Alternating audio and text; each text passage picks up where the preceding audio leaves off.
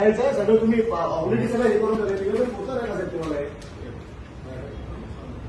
नाही आम्हाला आज भेट घेतल्याचं जाणार ना त्याचा आम्ही हंगामा करणार इकडे बाबा तर बाहेर तुम्ही घ्या म्हणून साहेब भेट द्या पाहिजे मीटिंग साहेब आम्ही काय मुलगा होत का साहेब निरोप द्यायला तर काय एवढे दिवस आम्ही येतो आम्ही मुलगा होत का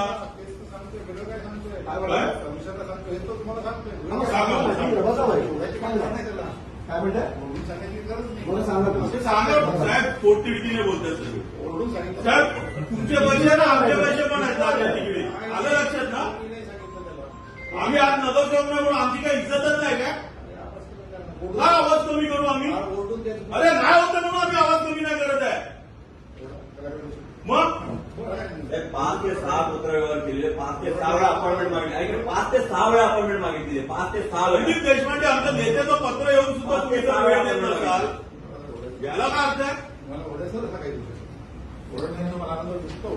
आनंद नाही आनंद करावा लागतोय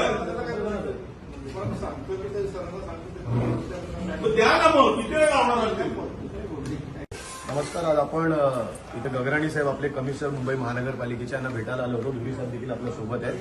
वेळ देत नव्हते. आपण अनेकदा यांना आपल्या नेत्यांच्या माध्यमातून पत्र दिली होती की घन कचऱ्याचं जे टेंडर या लोकांनी काढलेलं आहे त्याच्यामध्ये मुंबईकरांचा पैसा लुटला जातो आमचा आरोप होता. आम्ही सुरुवातीपासून पत्रकार परिषदेतून मांडलं होतं की कशा कशा पद्धतीने टेंडर कोणाला दिले जाणार आहे आणि शेवटी तसाच घडलं.